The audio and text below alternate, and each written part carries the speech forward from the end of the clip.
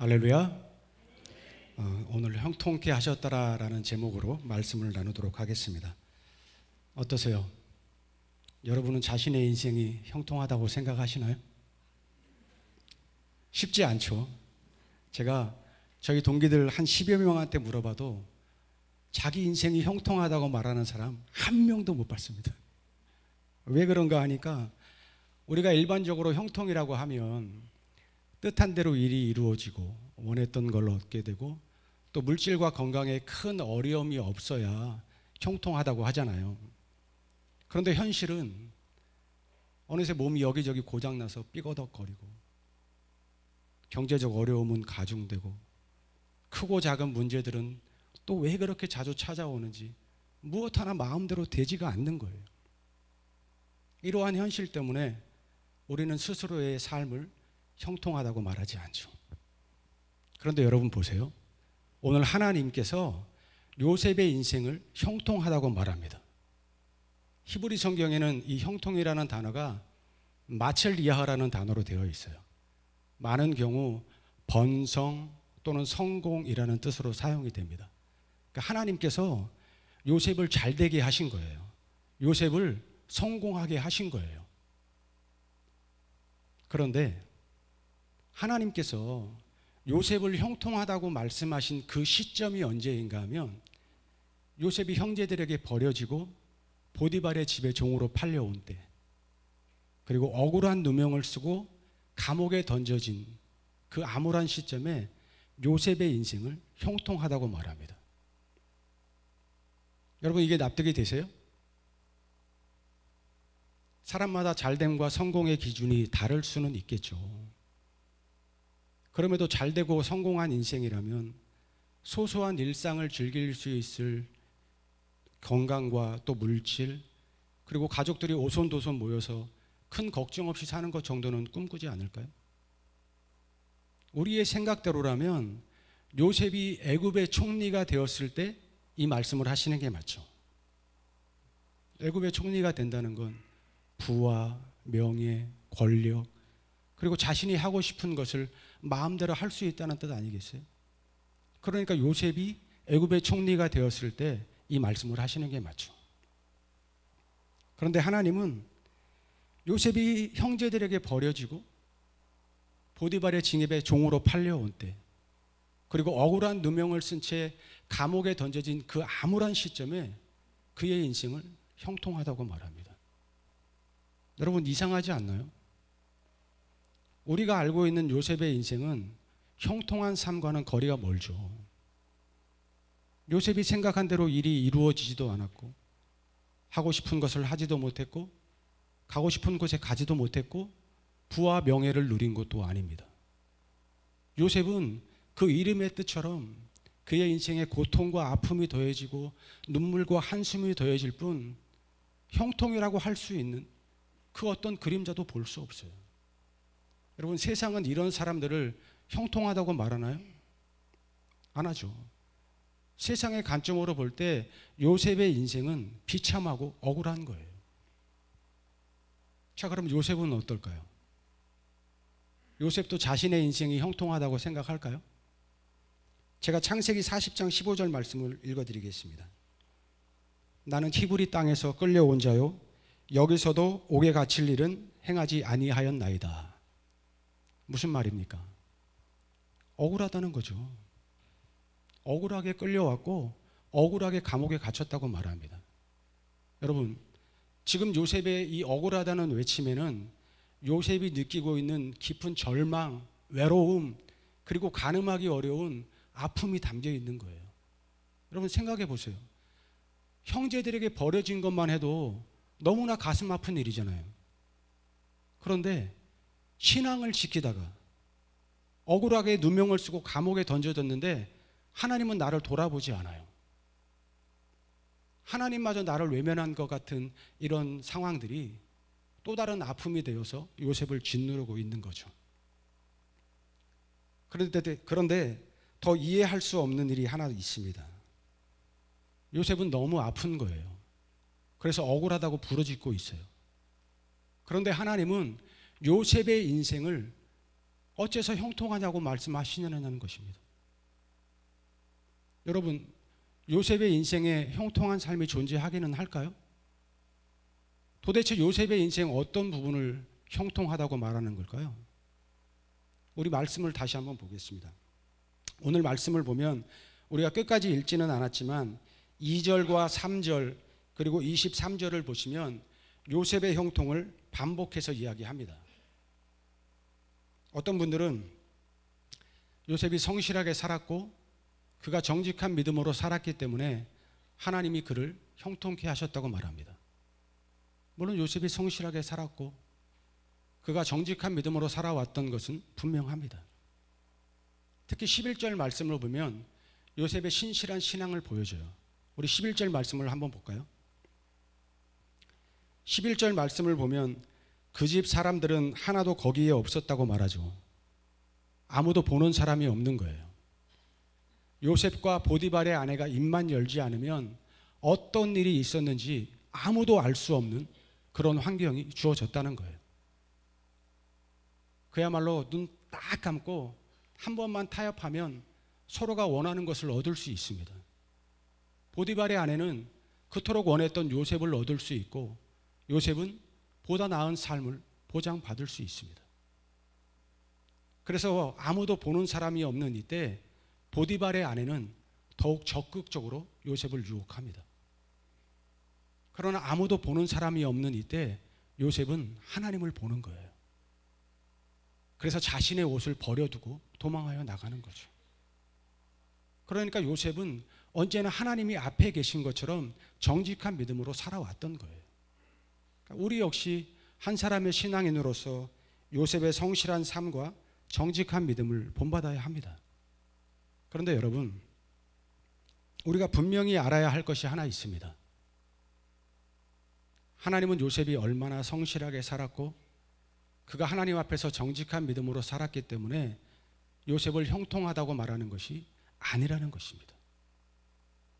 그래서 오늘 말씀을 비롯해서 앞뒤 문맥을 살펴봐도 요셉이 무엇을 어떻게 했다거나 또 요셉이 얼마나 열심히 했다는 것에 초점을 맞추지 않습니다. 그 대신 반복해서 강조하는 말씀이 있습니다. 하나님께서 요셉과 함께 하심으로 그가 형통한 자가 되고 하나님께서 요셉과 함께 하심으로 그의 범사가 형통케 되었다고 말합니다. 무슨 말입니까? 하나님의 함께 하심 그 자체가 형통이라는 거죠. 여기에는 두 가지 의미가 있다고 생각합니다. 먼저는 성공의 주체가 내가 아니라는 거죠. 우리는 내가 무엇을 어떻게 또 열심히 했기 때문에 성공했다고 생각할 수 있지만 그게 아니라는 거죠. 하나님께서 주시는 거예요. 하나님께서 재물 얻을 능력을 주시고 지혜를 주시고 또 감당할 수 있는 능력도 주시는 거죠. 그래서 시편 127편은 이렇게 말합니다. 여호와께서 집을 세우지 아니하시면 세우는 자의 수고가 헛되며 여호와께서 성을 지키지 아니하시면 파수꾼에 깨어 있음이 헛되도다. 아멘. 시편 127편은 세상 누구보다 큰 지혜를 누리고 세상 누구보다 더 많은 것을 가졌던 솔로몬의 신앙 고백입니다. 그런 솔로몬이 자신이 누렸던 지혜, 자신이 누렸던 그 모든 것들이 하나님께로부터 왔음을 고백하는 것이죠. 다른 하나는 우리가 생각하는 형통과 하나님께서 말씀하시는 형통 사이에 큰 차이가 있음을 보여줍니다. 우리는 뜻한 대로 일이 이루어지고 원했던 것을 얻게 되고 물질과 건강에 큰 어려움이 없으면 형통하다고 생각합니다. 그러나 하나님이 말씀하시는 형통한 삶은 아무런 문제가 없는 삶을 말하지 않습니다. 자신이 원하는 것을 다 얻고 성취하는 것이 아닙니다. 부족함이 없고 고난이 없는 삶이 아닙니다. 형통한 삶에도 문제와 고난이 있고 위기와 실패와 절망이 있고 또 부족함과 연약함이 있는 겁니다. 요셉의 인생이 이걸 보여주고 있는 거예요. 그럼에도 하나님께서 요셉을 형통하다고 말씀하시는 것은 요셉의 인생의 고비 때마다 함께하는 예호와 와예이라고 하는 특별한 단어가 등장하기 때문입니다. 우리말 성경은 제대로 번역을 하지 않지만 그 시간 그 공간에 하나님께서 함께 하셨다는 뜻입니다. 요셉이 형제들에게 버려지고 이스마엘 상인들에게 팔려갈 때 여호와 와예히, 그 시간 그 공간에 하나님께서 요셉과 함께 하셨고, 요셉이 보디발의 집에 종으로 팔려가 그 집 문턱을 넘을 때 또다시 여호와 와예히, 하나님께서 요셉과 함께 하셨고, 요셉이 억울하게 누명을 쓰고 감옥에 던져지게 되었을 때 또다시 여호와 와예히, 하나님께서 요셉과 함께 하셨다는 뜻입니다. 23절밖에 되지 않는 이 창세기 39장 안에 하나님께서 함께 하셨다는 말씀이 12번이나 반복됩니다. 하나님께서 보디발의 집에 복을 내리실 때, 보디발의 아내가 동침하기를 청할 때, 요셉이 억울한 누명을 쓰고 감옥에 던져지게 되었을 때, 이 모든 현장에 여호와 와예히라고 하는 이 단어가 등장합니다. 무슨 말입니까? 언제 어디서 무슨 일을 만나든지 하나님께서 요셉과 함께 하셨다는 거죠. 사랑하는 성도 여러분, 언제 어디서 무슨 일을 만나든지 하나님께서 우리와 함께 하시는 줄 믿으시기 바랍니다. 자, 그렇다면 하나님이 함께 하시는 삶이 왜 형통한 삶이 될까요?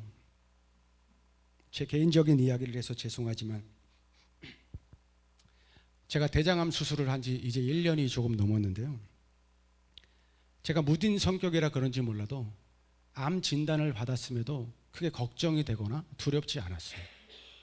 그렇게 수술을 하기 위해서 병원에 입원을 했는데 조금 있으니까 간호사 선생님이 오시더니 제 배에다 뭔가 그림을 그리는 거예요. 그러더니 물어볼 새도 없이 나가십니다. 그런데 한 2시간 정도 지났을까? 이번에는 의사 선생님이 오셔서 제 배에 그려진 그림을 이렇게 싹 지우고 다시 새로운 그림을 그려요. 그래서 제가 여쭤봤어요. 왜 배에 자꾸 그림을 그립니까? 그랬더니 하시는 말씀이, 만약의 경우 인공항문을 달아야 할 수 있기 때문에 그 위치를 잡는 거래요. 여러분, 원래 의사들은 최악의 경우를 가정하고 이야기하잖아요. 그래서 이 의사 선생님도 만약의 경우라고 말씀하는 거예요.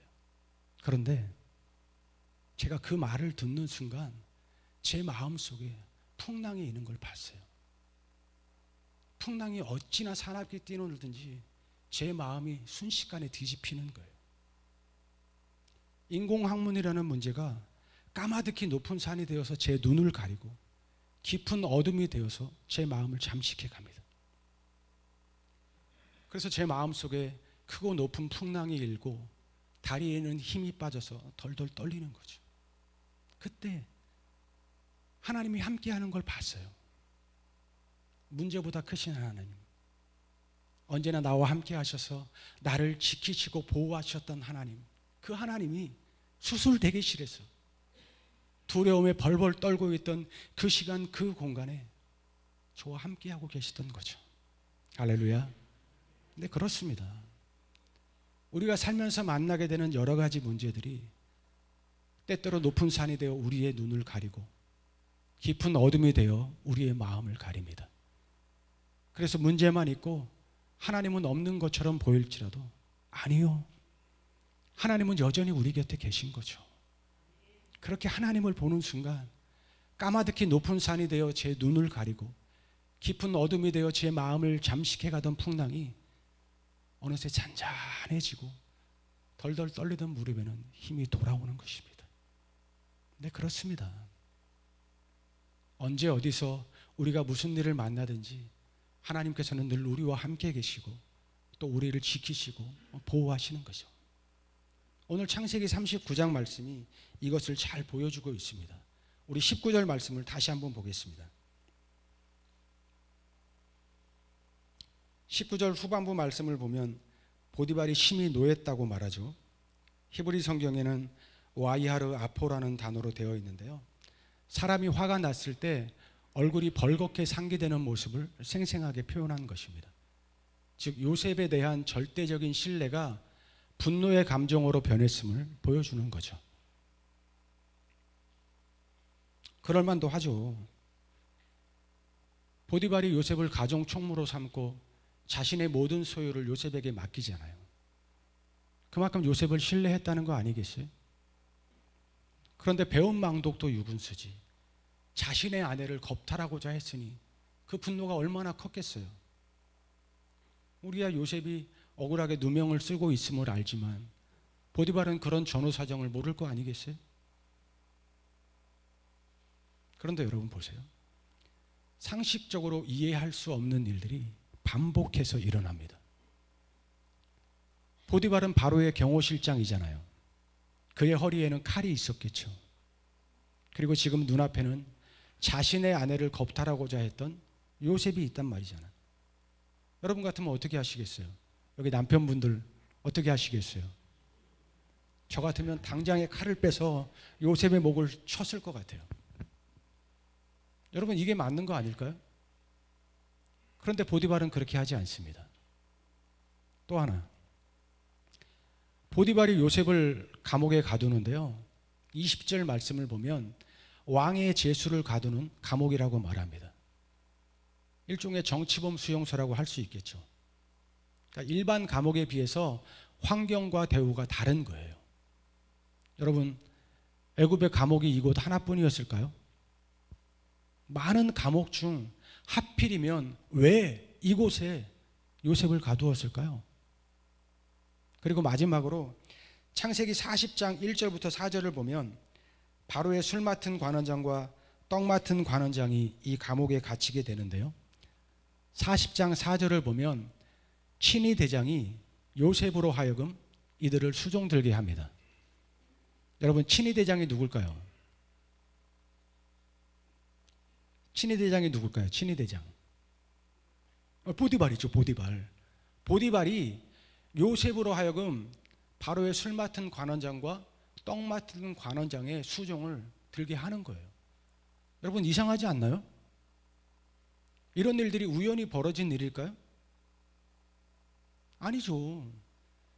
신실하신 하나님께서 함께 하시는 거죠. 내가 너를 도우리라고 약속하신 하나님께서 요셉을 지키시고 보호하시는 거죠. 그래서 이사야 41장을 보면 이렇게 말씀합니다. 두려워 말라, 내가 너와 함께 함이라. 놀라지 말라, 나는 내 하나님이 됨이라. 내가 너를 굳세게 하리라. 참으로 너를 도와주리라. 참으로 나의 의로운 오른손으로 너를 붙들리라. 할렐루야. 사랑하는 성도 여러분, 하나님이 함께 하시는 인생이야말로 형통한 인생이 되는 줄 믿습니다. 자, 이쯤에서 생각해 보고자 하는 것이 하나 있습니다. 예수님이 이 땅에 오셔서 온갖 조롱과 멸시를 받으시고 또 십자가의 고난을 당하시죠.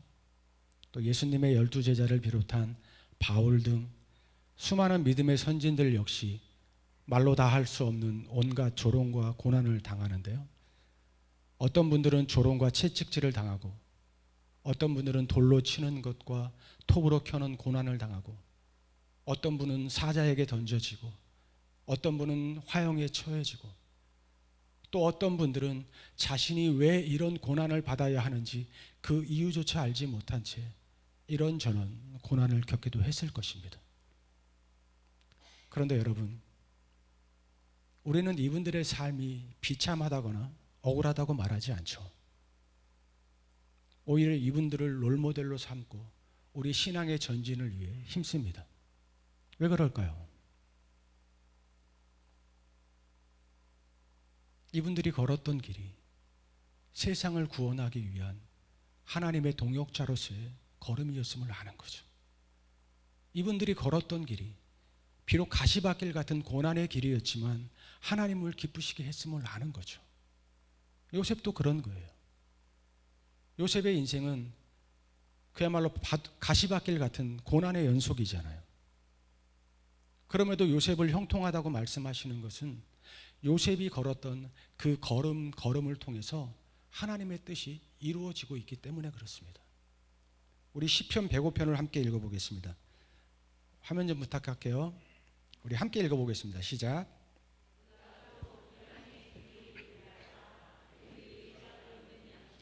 다 끊으셨도다. 그가 한 사람을 앞서 보내셨으며 요셉이 종으로 팔렸도다. 그의 발은 착고를 차고 그의 몸은 쇠사슬에 매였으니 곧 여호와의 말씀이 응할 때까지라. 아멘. 아멘.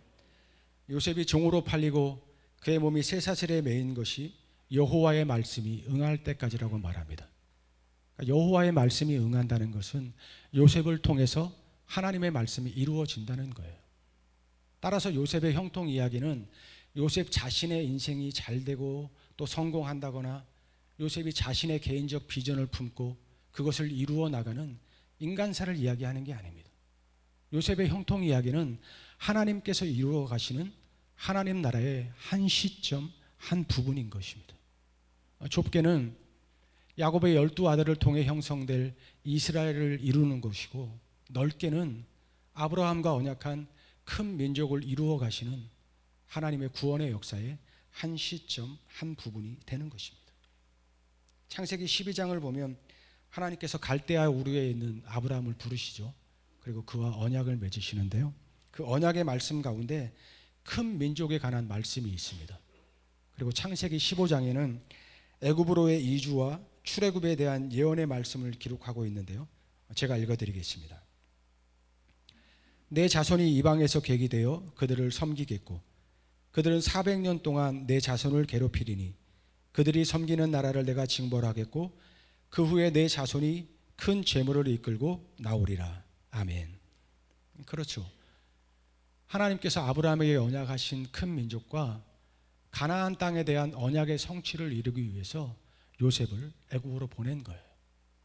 그래서 창세기 45장을 보면 요셉이 이렇게 고백합니다. 당신들이 나를 이곳에 팔았다고 해서 근심하지 마소서, 한탄하지 마소서. 하나님이 생명을 구원하시려고 나를 당신들보다 먼저 보내셨나이다. 그런즉 나를 이리로 보낸 이는 당신들이 아니요 하나님이시라. 아멘. 요셉이 형제들에게 버려진 일, 바로의 경호실장이었던 보디발의 집으로 팔려간 일, 그리고 억울한 누명을 쓰고 감옥에 던져진 이 모든 일들이 하나님의 구원의 역사를 이루어 가기 위한 하나님의 뜻이었다는 것입니다. 즉 하나님께서 이루어 가시는 하나님의 구원의 역사의 한 시점, 한 부분을 요셉이 감당하고 있는 거죠. 근데 그렇습니다.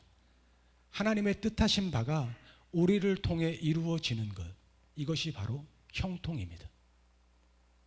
요셉의 인생이 비록 형제들에게 버려지고 억울한 누명을 쓰고 감옥에 던져지는 등 그야말로 비참하고 억울한 인생처럼 보일지라도 언제 어디서 무슨 일을 만나든지 하나님이 요셉과 함께 하시기 때문에 요셉이 형통한 인생이요, 또한 하나님의 뜻하신 바가 그를 통해 이루어지고 있기 때문에 요셉의 인생을 형통하다고 말씀하시는 것입니다. 여러분, 우리의 인생 역시 요셉처럼 고통으로 얼룩지고 억울한 일로 비참한 상황에 놓일 수도 있습니다. 그러한 삶이 우리의 눈과 또 세상 사람들의 눈으로 볼 때 비참하고 억울하고 또 실패한 인생처럼 보일 수도 있습니다. 그러나 여러분, 하나님께서 우리와 함께 하시고 우리를 통해 하나님의 영광이 나타나고 우리를 통해 하나님의 뜻이 이루어지고 있다면 누가 뭐래도 그 인생은 형통한 것입니다. 누구라도 이 길을 걷다 보면 요셉처럼 많이 힘들고 많이 아프고 또 많은 날들을 눈물과 한숨 가운데 보내야 할 수도 있습니다. 그러나 여러분, 조금만, 아주 조금만 더 인내하시기 바랍니다. 머지않아 우리 주님께서 여러분을 따뜻하게 맞아주실 것입니다. 머지않아 우리 주님께서 여러분을 품에 안으시고 사랑한다 내 딸아, 수고했다 내 아들아, 위로하여 주실 것입니다. 머지않아 우리 주님께서 슬픔 대신 찬송의 옷을 입혀주시고 근심 대신 큰 기쁨의 좋은 날을 허락해 주실 줄 믿습니다. 바라기는 여러분 한 사람 한 사람이 하나님의 형통함 가운데 굳게 서시고 그래서 하나님을 기쁘시게 하는 복된 인생 살아가시기를 예수님의 이름으로 축복합니다. 기도하겠습니다. 좋으신 하나님 아버지, 하나님의 뜻하신 바가 있어 우리를 부르시고 하나님이 목적하신 가운데 우리 인생을 이끌고 계심을 믿습니다. 그 과정 속에 때로는 실패가 있고 때로는 고난이 있고 때로는 억울함과 아픔도 있습니다. 그러나 하나님, 그러한 삶을 통해 하나님의 말씀이 또 하나님의 뜻하심이 드러날 수 있다면 그것으로 기뻐할 수 있는 믿음 주시기를 간구합니다. 우리로 감당할 수 있게 하시고 고난 중에 기뻐할 수 있는 뿌리 깊은 믿음을 더하여 주시옵소서. 하나님, 눈앞의 것들로 일희일비하지 않게 하시고 영혼을 사모하는 굳센 믿음 더하여 주시옵소서. 우리 주 예수 그리스도의 이름으로 기도합니다. 아멘.